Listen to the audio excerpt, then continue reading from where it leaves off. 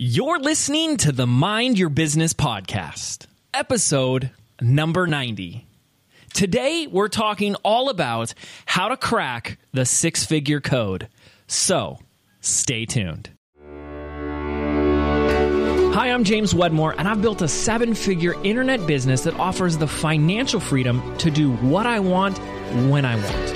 And I'm the first to say that hard work and hustle are not essential ingredients for your success. So, how do you build a thriving business from the inside out? This is the Mind Your Business podcast, featuring myself and co-host Phoebe Mroczek. All right, hello everybody. My name is James Wedmore. And I'm Phoebe Mroczek. And this is the Mind Your Business podcast. Thank you so much for tuning in today. Phoebe, how you doing? I am great. I'm happy to be back on and excited to talk about the elusive six figures. You're always great. I should schedule a podcast when you're not, and we'll just see. We'll just see if you have a different answer.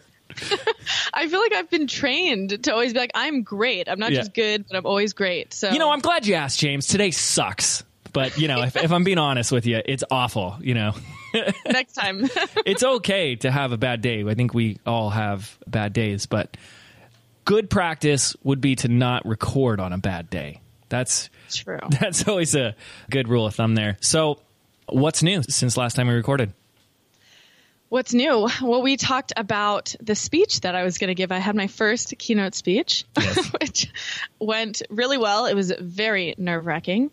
And I have kind of shared it with my mastermind ladies just about how nervous I was because it wasn't like the other people that were actually speaking at the time were all, $10,000 keynote speakers. And then there's me. And they were all talking about this, how to, it was more businessy. And for me, I went the personal route. And so I shared a lot. I think I might have mentioned it on the last episode, just about how I was going the personal route, talking more about my story.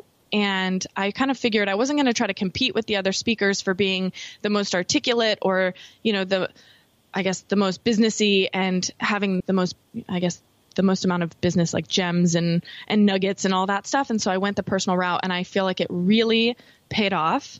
The feedback I got was amazing. And I'm still waiting on the replay. I'm excited to kind of go back and work through it because I know, I'll be honest, I kind of blacked out for about 40 minutes. During. And so at the end, yeah. So that's what I was gonna ask. So like the nervousness, were you like nervous during or only before?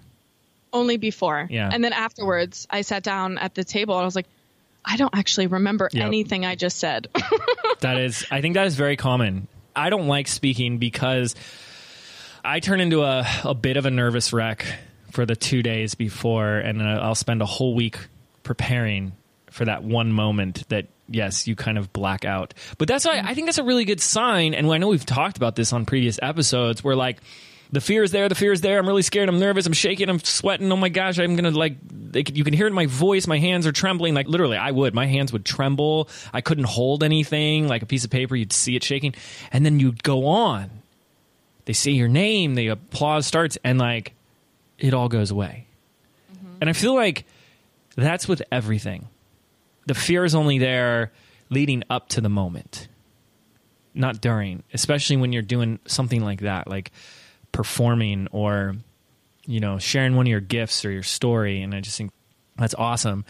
And it probably makes it worse when you're comparing yourself to these professional keynote speakers here. But you know what? They're probably a little jelly that they don't have a cool podcast like you. So totally. Some of the feedback that I got, one of the guys who I know has spoken thousands of times, I was like, what is your feedback? And he goes, you weren't the most articulate, but you didn't have to be because that wasn't the route you were going. And I was like, I'm going to take that in the best way possible.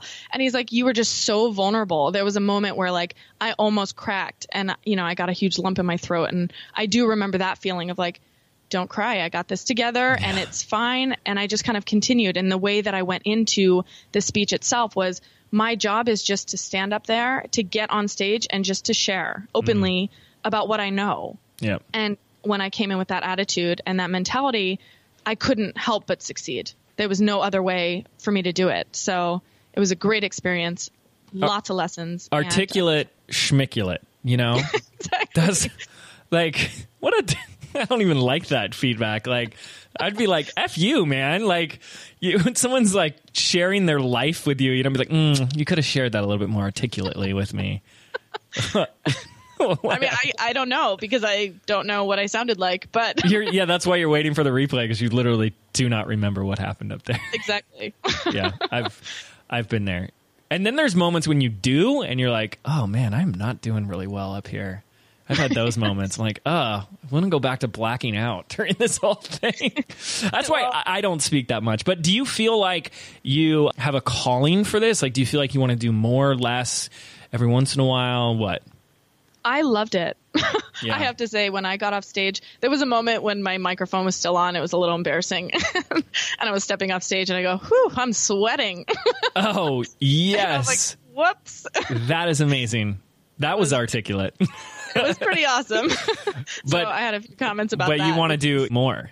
I do. I don't know, just the way that I felt able to connect with people and just the eye contact that you make in those moments. I was connecting with people and I could see people welling up with tears, and just the way that they would come and approach me at the end and be like, wow, I really resonated when you said this. And in the moment I was like, oh, I didn't realize I said that. But it was a really nice place. And it's just something I've said that I wanted to do for a really long time. And then the opportunity presented itself. And it was one of those at-bat moments where I'm like, this is a do or die. Do I love it? Do I not? Yeah. And I actually really loved it. I think. I mean, afterwards, I really loved it. In the moment, I was so wrapped up. And I think that's that flow for me. Yes. So I'm excited to do more. Good for you. I love it. Well done. Well, we'll keep an eye out for more Phoebe on stage.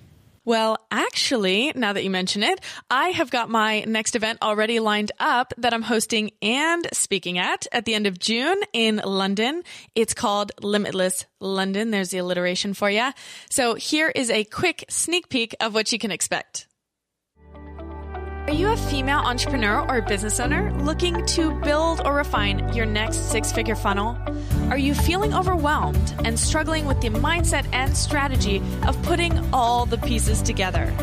Are you looking to connect, collaborate, and also have some fun with some of the most influential women in business? Then I invite you to join me for an exciting 3-day experience from June 27th to 29th in London, England.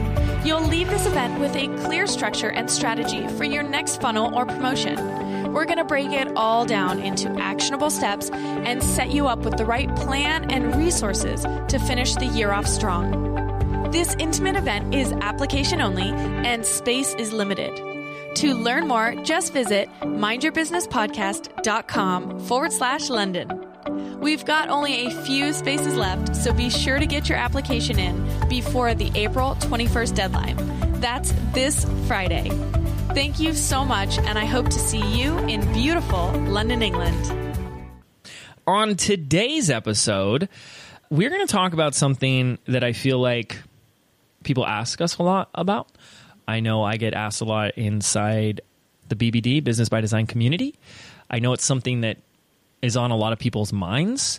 And it's this kind of, we'll mock it a little bit, but you feel like there's this level, or when people feel like I've made it, and it's getting to that 6-figure level, the 100K year. And I remember when that was my goal and that was my focus, and that might be your goal.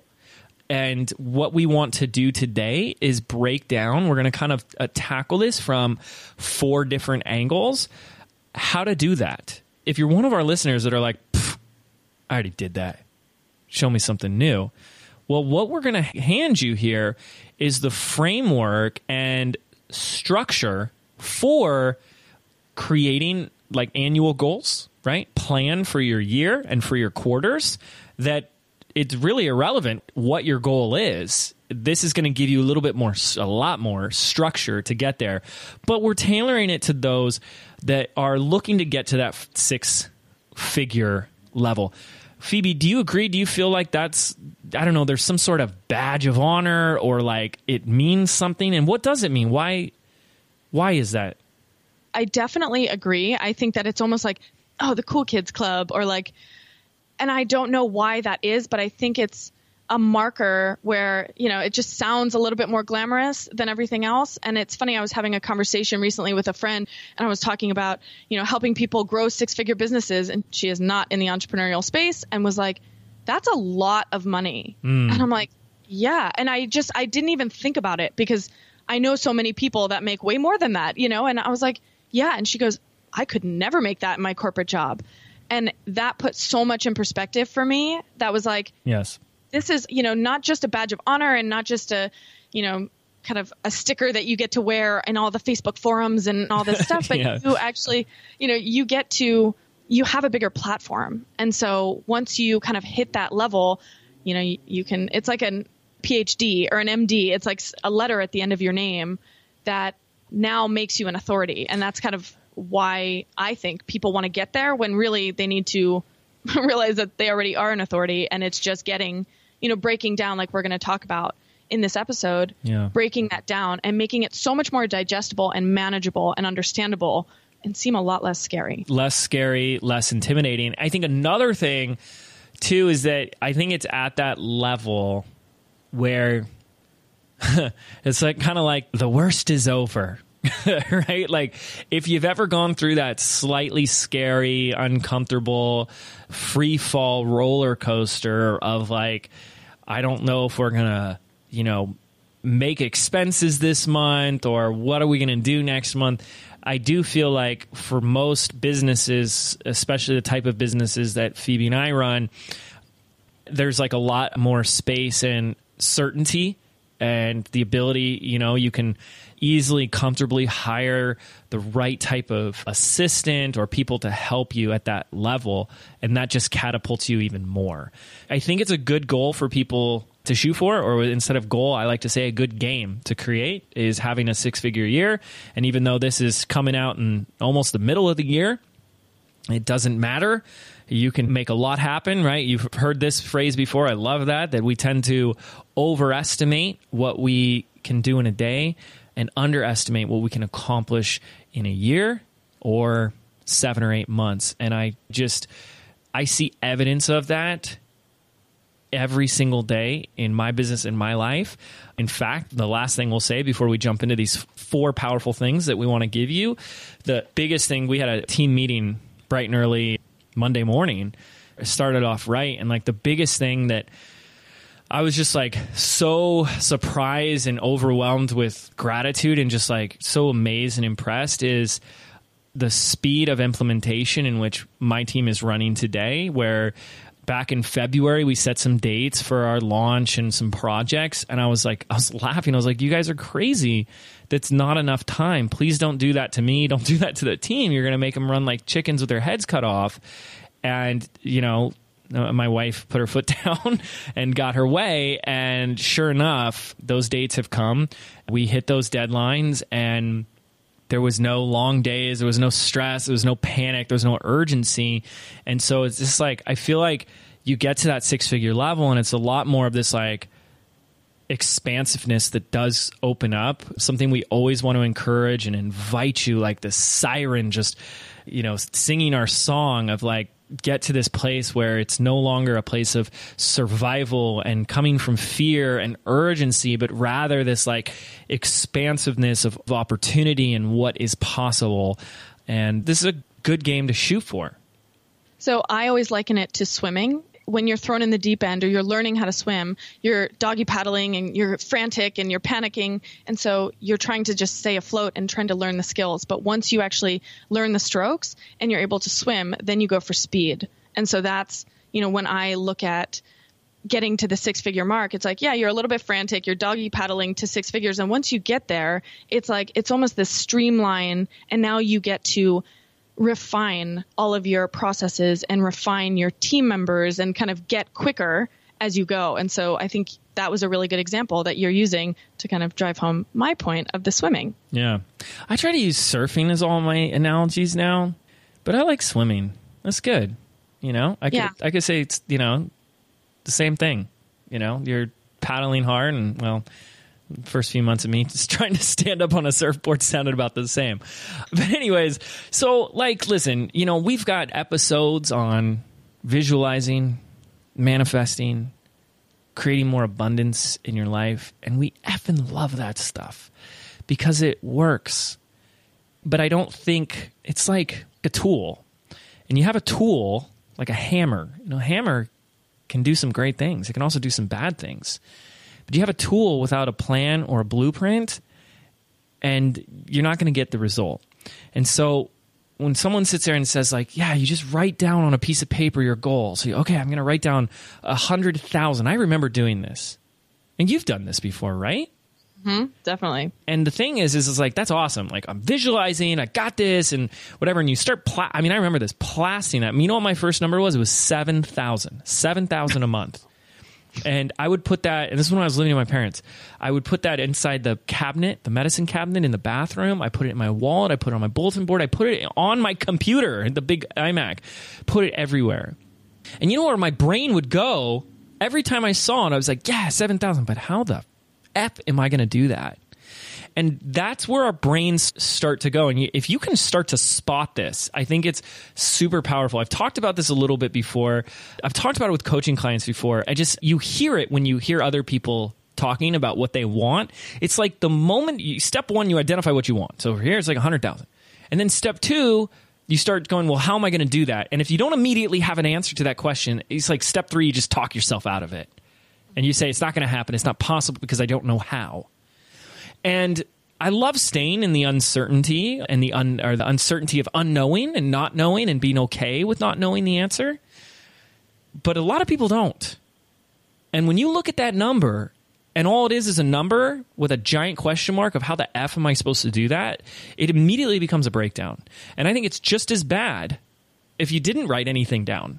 If every time you look at it, you associate like, well, I don't know how to do that, or what, that, any negative emotion that comes from you looking at that number is going to be a problem. That's going to be a breakdown.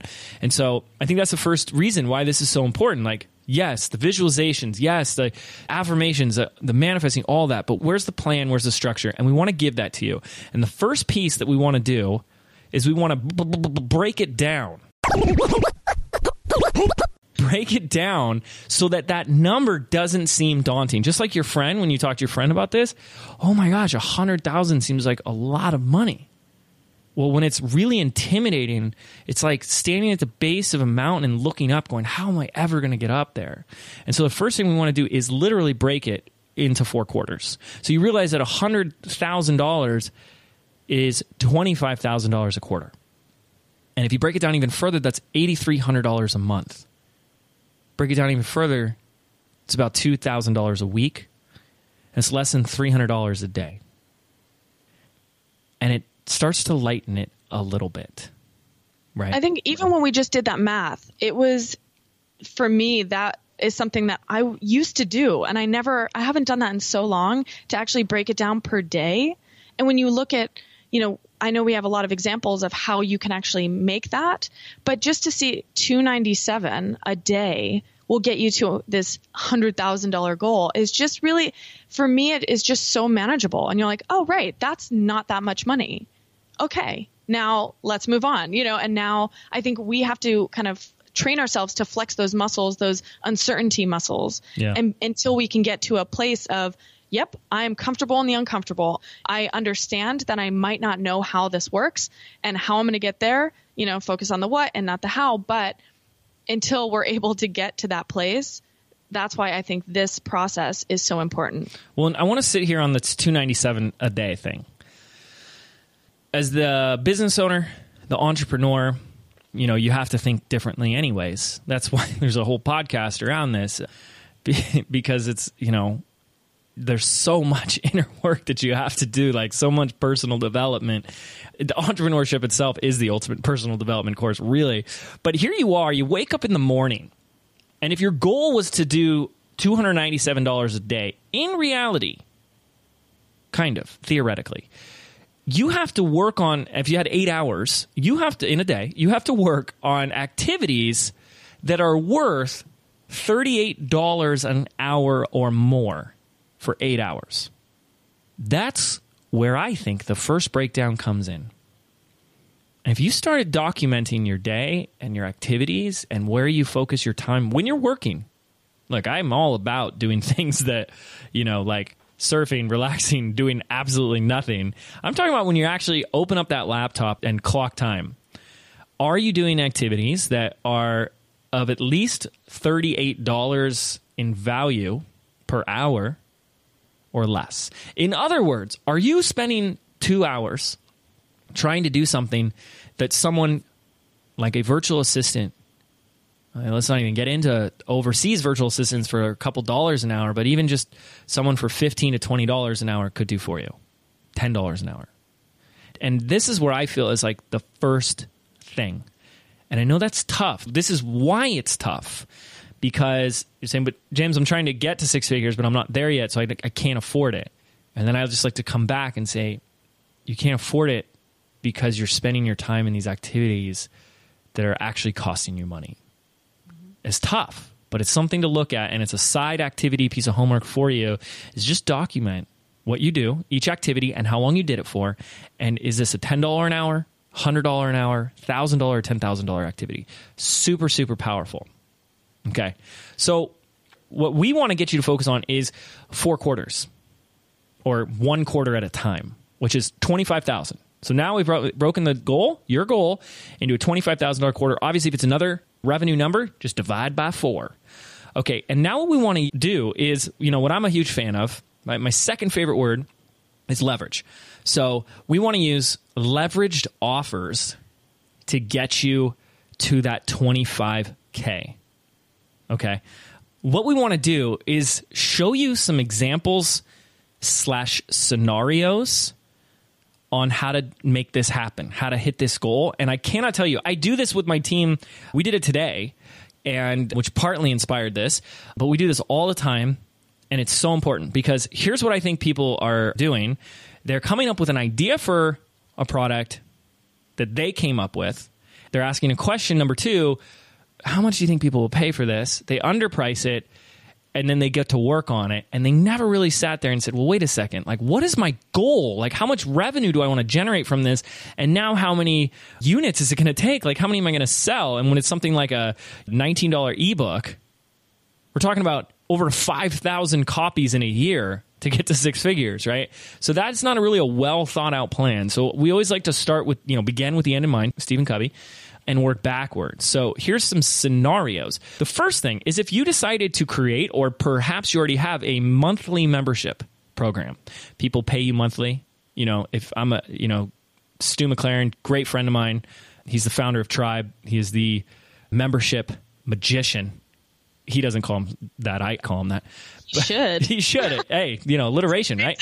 We have a membership site. I learned everything I know about membership sites from this guy, right? If you had a $27 a month membership, all you would need is 309 members, and you've got 6 figures in revenue. Like, that's crazy. Because I think 309 members isn't that tough on a $27 a month program. Now, that's for the year. I mean, if you started with 309 today for 12 months, that's where you're going to get 6 figures. Now, right. When you think about how much content people already have, and how you could really start a membership tomorrow with all the content and repurposing and leveraging all the content you probably already have. Yeah. So that 309 members is just going to fluctuate throughout the year. And if it kind of works out to, you shake it out to about 309, that's $100,000. That's pretty incredible. Yeah. Now, let's say you want to create a course. Let's say you have a course, $297, 84 courses a quarter. Now, where that can still be a little intimidating for people, 84, I only have like 500 people on my email list. Well, we've talked about this on other episodes a lot. We'll talk about it more in future episodes. But when we break down the quarter, which we'll talk more about this in a little bit here as we go through the scenario, that's one launch. That's one promotion. And we'll talk about, how to nail that every single time. Well, and just to break that down, that's not even 30 courses or 30 units a month. Mm-hmm. When you break it down, that's one a day. Exactly. That's so feasible. Yeah. And especially as everyone's growing their lists, and $297 is a great price for some, for many different courses that people are putting out. But just to look at it, one course a day at $297. And then if you increase the price from $297 then to $497, obviously the number is going to decrease and you only need 50 courses, which again, 50 courses, that's fewer than 20 courses a month. So that's not even one a day. So up your price, you need to sell fewer. And then if you keep it at the $297, you need to sell just a little bit more. But one a day, I think, is a pretty good benchmark. Yeah. Now, obviously, we can do like a combination, which I'm a really big fan of. I'm always saying think beyond a course, think product suite.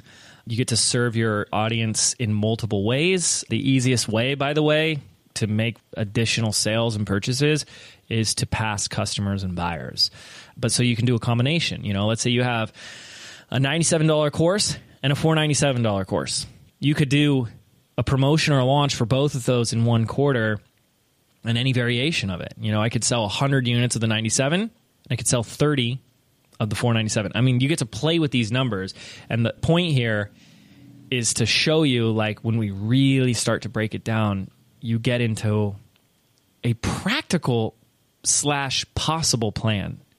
And we'll take it further in a moment, but that's not it. So something that's worked for me has been the Mastermind. My current Mastermind is $1,000 a month. And so if you break that down, you need 9 members at $1,000 a month to hit that goal of $100,000. And it's actually even just over $100,000. Yeah. We're going to talk more about pricing in a second, but you can already start to see the theme of what's coming up here. But the thing is that what we like to do in our business, what I want to encourage you to do in yours, is to chunk it down into quarters. And what you have here is the opportunity to do one big project, promotion, or launch per quarter. And this is key. This is so important because I think what I've seen time and time again is people spreading themselves far too thin, working on too many things. They've got too many stokes in the fire. They cram like 6 different things in a quarter that all had average or below average results. I always make the argument, obviously, for less is more. And this is the perfect example of this. I mean, we've done this with clients and students left and right, and it always works. But where they say no to anything that isn't a hell yes, they say no to the things that aren't the big wins, and they go all in on the one that is. That can be super hard. It can be super scary. You know, a lot of people are running from project to project to promotion. But when you say no to all that, you get to go all in on something and give it your all. I mean, and I just think that makes such a difference, because something that I think people are not talking enough about, especially when all you hear is hustle, hustle, hustle, work harder, work longer, is opportunity cost. Mm-hmm. I mean, man, if you if every minute of your day was as precious as anything, the most precious thing in the world, and which we should really treat our time and our energy, and if every time before you did something, before you said yes to something, before you chose to focus your consciousness, your awareness, your energy and attention, you asked, by saying yes to this, what am I saying no to? Now, obviously, we don't want to go too extreme to this, or you're like never doing anything. But it's so easy to say yes to things because we're entrepreneurs and we love opportunity. We don't want to say no. And then we spread ourselves too thin and we're working on 15 different things. And none of it is at the caliber or the quality we want. So what is it costing me? What is this taking me away from by saying no? I remember when I was starting out, somebody told me, just throw as much stuff at the wall as you can and see what sticks. And I remember being like, that's a great policy. I'm just going to come out with a million different things. And my focus was never on one project. And so one of the kind of frameworks that I introduced in Sonoma at my event was this idea of prep, promote, unpack.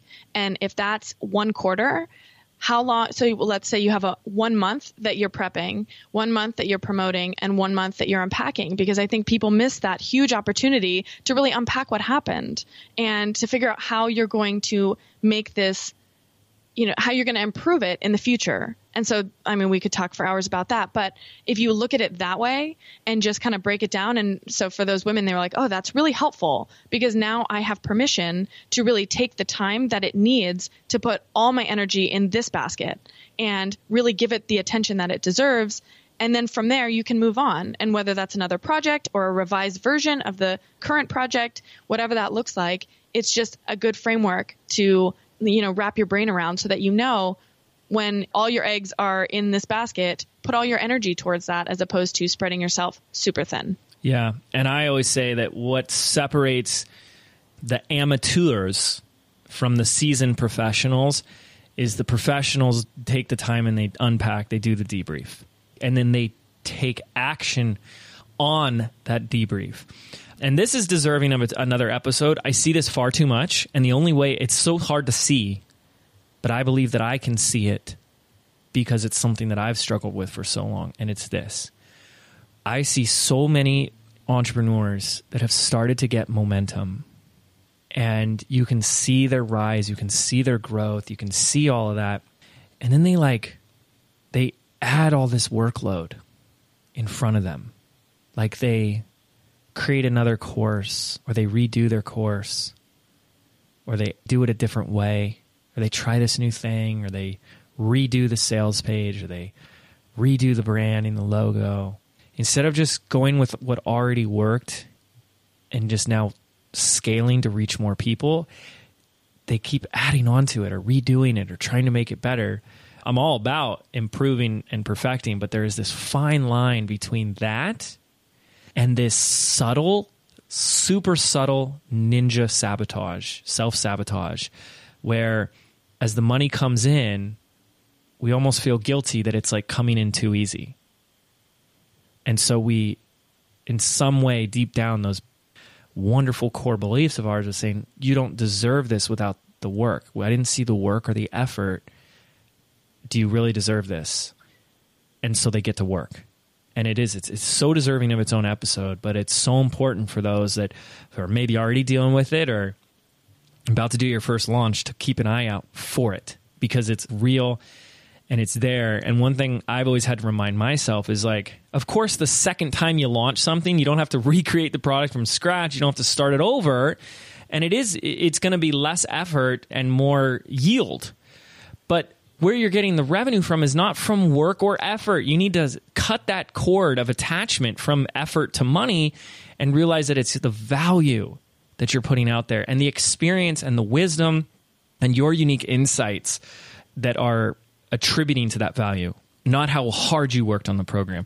And man, I just can't stress that enough. It is so important. It's totally a tangent, but Phoebe brought up a great point, and it's just so true that this mistake, people do it once and they go back and reinvent the wheel. It's nuts. So anyways, hopefully that won't be any of you guys here on this call. What I want to do before we wrap up this episode is we want to leave you with 3 things that you can do to, I guess, make this easier, make it feel lighter, and make it more possible. We're going to, instead of you having to like stretch your arm higher and get on your tippy toes to reach 6 figures, we're just going to help you bring that 6 figures down to you a little bit more. How's that sound? We're going to do 3 things, or you're going to do 3 things. These are 3 things that we've both done, and 3 things that you're going to try. Number 1, increase price. This is the hands down easiest way to get there is increasing your rates and your prices. We have an entire episode dedicated on this. Episode 10 of the Mind Your Business podcast. We'll link that one up in the show notes for you on how to raise your prices. It's actually more the internal work of how to be in integrity and in congruent and alignment with the raising of your prices. But ultimately what we're doing here is increasing the average customer value. And the simple fact here is that when someone has to pull out their credit card or open up their wallet or purse, there's almost, this is a big argument that's made, and I truly believe it after all my years of experience, almost the same amount of energy and effort that has to go into whether that's $100 or $1,000 purchase. And so if it's the same type of energy needed to make a sale at the $100 or the $1,000 price, you might as well go big. You might as well be the Rolls Royce, or as I like to say, the Tesla of your industry and not the Walmart. It's the easiest way to get you there. And I know, yeah, go ahead. Also the impact you get to have on these people. For me, $1,000 a month in my mastermind, I give so much to these people, and it's forced me to really step up and to be like, all right, I'm going to now give you all, everything that I know and that I have. And I'm on voice chat with them all the time, which could be blurring some boundaries. And I just don't care because I want them. I know that just that commitment to, and this is the episode 10, but just that commitment to pull out your credit card and consistently pay $1,000 a month, that's, a total mindset shift. And for these people, these women in my group, they were like, that was the transformation for me, was just knowing that someone believed in me and that I believed in me, $1,000 a month. I was asked this yesterday on a Facebook Live, actually, about, well, aren't you afraid of being able to deliver on that? And I said, it's not about can you deliver the value and a fear of not being able to, because that will keep you stuck and afraid. It's really a question of, are you clear on your commitment to them? And if you're clear on your commitment, there's just no fear there. So I can ask you, Phoebe, like, are you afraid that you can't commit to your mastermind members? No way. Yeah. See, there's zero doubt there. There's zero fear. Yeah. You might not be able to help someone out of some bind.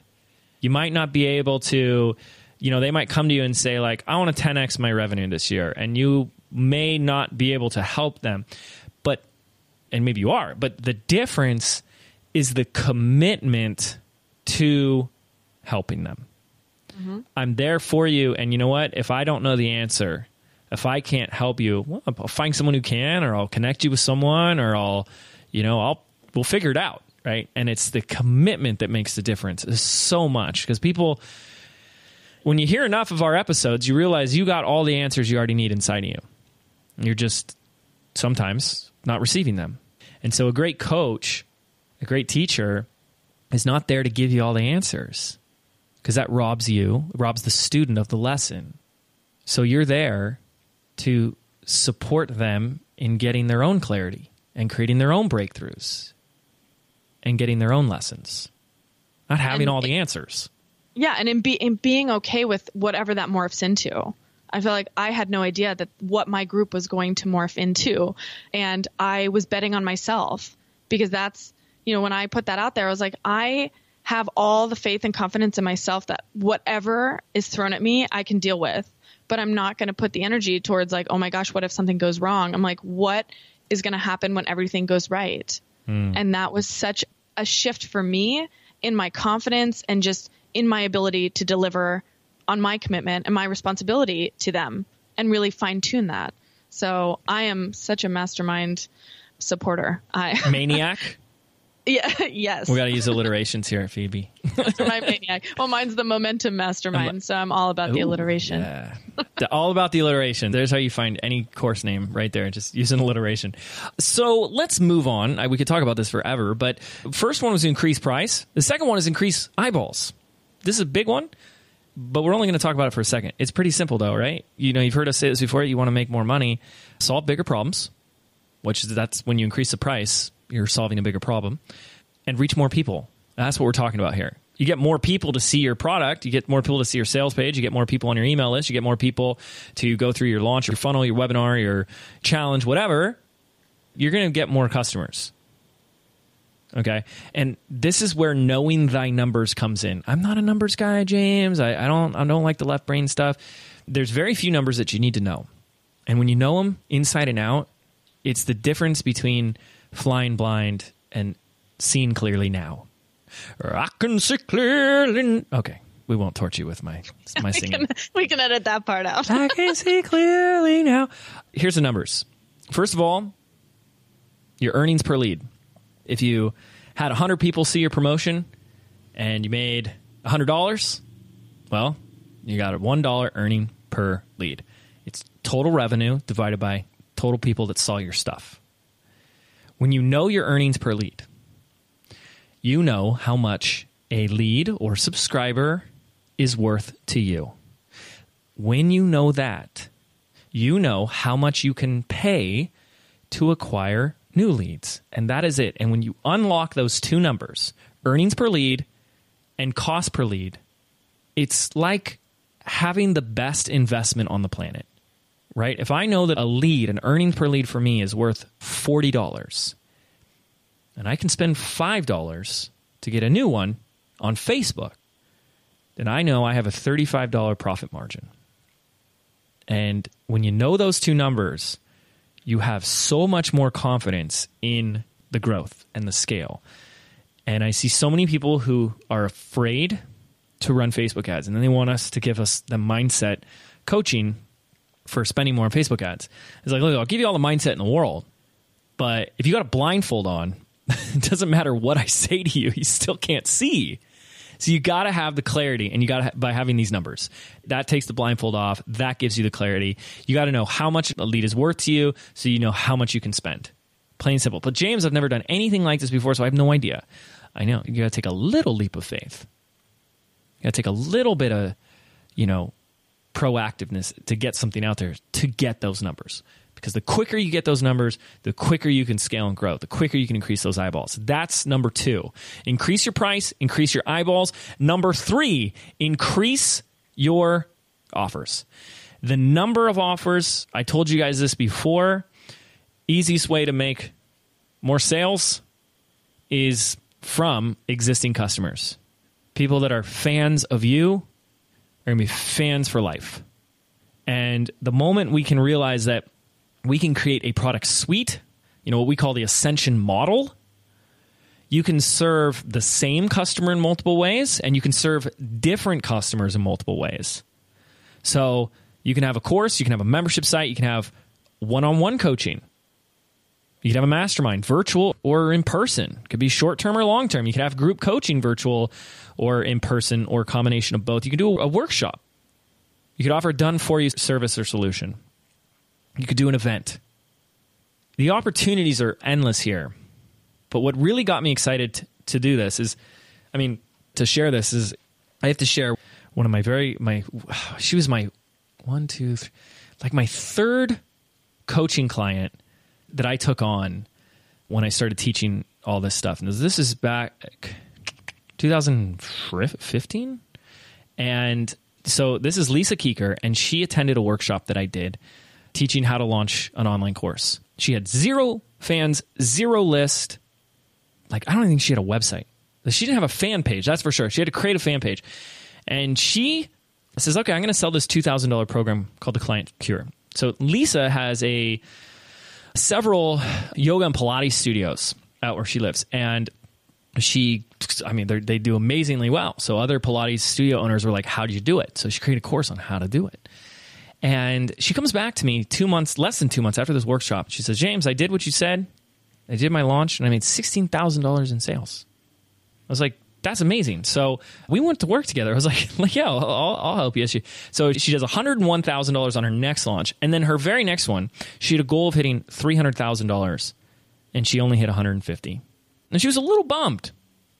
We set these goals, and then we don't hit them, and then we have a total breakdown. And I said, wait a second, Lisa. Show ain't over yet. And I said, how badly do you want to hit this 300K? And she said, pretty bad. I'm motivated. I said, okay, here's what we can do. And we laid out a plan. After the course closed, the doors are done, the offer's done, all that stuff's off the table. And she made an offer for a secondary product and a second offer. And she generated an additional $150,000 in sales within the next 7 days. And she hit right, because wasn't the answer just that people wanted more time with her? Yes. So I had a theory, and it proved correct. And this is for everybody. This is mind-blowing stuff. You do a launch, whether it's a webinar or a challenge, and you can generate a lot of revenue doing this for your online course. But if you take a step back far enough, you're like, look at all the people that didn't sign up. 90% of the people don't buy. Why? You got to start asking great questions, guys. Why? And I had one theory. Why would someone go all the way through all this content, consume all of it, and not buy the course? I said, some of these people, one of my theories is some of these people want more of Lisa. They want what she's got. They don't want to do it on their own. They want to work with her at a higher level. So she put out a higher level offer. And they took it. She sold it out. She had to close it down. She didn't want to take any more. She generated just as much with that program as she did with the course. So one of the things that we wanted to do is I actually, as soon as she did it, I got on a call with her. I said, we're going to record this because this is genius. I interviewed Lisa on this exact process, how she did it. And including swipe files of her, the email copy she used, the offer she created, all of that. And it's amazing. It's like a 15-minute interview. It's like real short, real easy. Anybody can do this. It's super powerful. And we want to give it to you guys absolutely free. So there'll be a link in the show notes to download this bonus secret from the vault interview with Lisa Keeker, breaking down her entire, what I call post-profit strategy. What you can do with an additional offer after a launch or promotion to double sales. It's pretty freaking awesome, and we want to give that to you guys absolutely free. So just to recap, 3 ways to crack the 6-figure code and make this a little bit easier for you. The first way is to increase your price. So we referenced episode number 10 if you're interested in hearing a little bit more about that. Number 2 is to increase the number of eyeballs on your product or promotion or service. And so we kind of talked about the various performance metrics that you need to know to make that possible. And the third one is to increase the number of offers and to widen your product suite if that is in the cards for you. And we kind of gave you some examples. And again, we referenced Lisa Keeker's big launch and her post-profit strategy. So you can get that completely free in the show notes that we have all laid out for you. There you go. That's it. Now it's on you.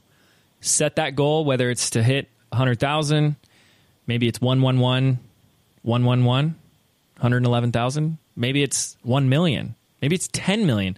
Doesn't matter. You can follow the same exact framework to create more structure, more clarity, and more confidence so you can hit that goal. Thank you so much for listening. We'll see you on the next episode.